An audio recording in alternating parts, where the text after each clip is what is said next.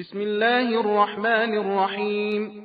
وتنحتون من الجبال بيوتا فارهين فاتقوا الله وأطيعون ولا تطيعوا أمر المسرفين الذين يفسدون في الأرض ولا يصلحون. قالوا إنما أنت من المسحرين ما أنت إلا بشر مثلنا فأت بآية إن كنت من الصادقين. قال هذه ناقة لها شرب ولكم شرب يوم معلوم ولا تمسوها بسوء فيأخذكم عذاب يوم عظيم. فعقروها فأصبحوا نادمين فأخذهم العذاب إن في ذلك لآية وما كان أكثرهم مؤمنين وإن ربك لهو العزيز الرحيم. كذبت قوم لوط المرسلين إذ قال لهم أخوهم لوط ألا تتقون إني لكم رسول أمين فاتقوا الله وأطيعون وما أسألكم عليه من أجر إن أجري إلا على رب العالمين. أتأتون الذكران من العالمين وتذرون ما خلق لكم ربكم من أزواجكم بل أنتم قوم عادون. قالوا لئن لم تنته يا لوط لتكونن من المخرجين.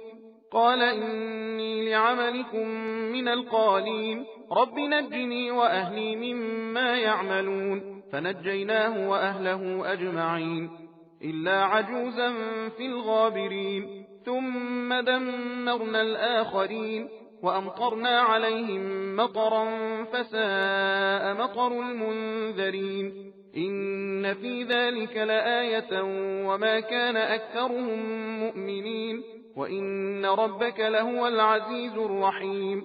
كذب أصحاب الأيكة المرسلين إذ قال لهم شعيب ألا تتقون إني لكم رسول أمين فاتقوا الله وأطيعون وما أسألكم عليه من أجر إن أجري إلا على رب العالمين. أوفوا الكيل ولا تكونوا من المخسرين وزنوا بالقسطاس المستقيم ولا تبخسوا الناس أشياءهم ولا تعثوا في الأرض مفسدين.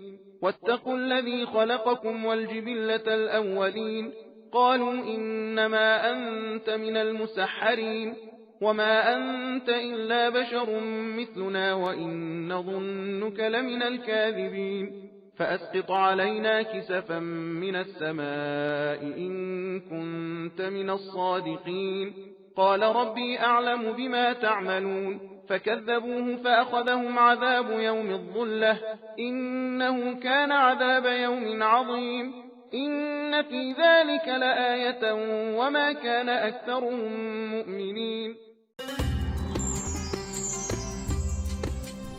सबील कुरान हिदायत का रास्ता।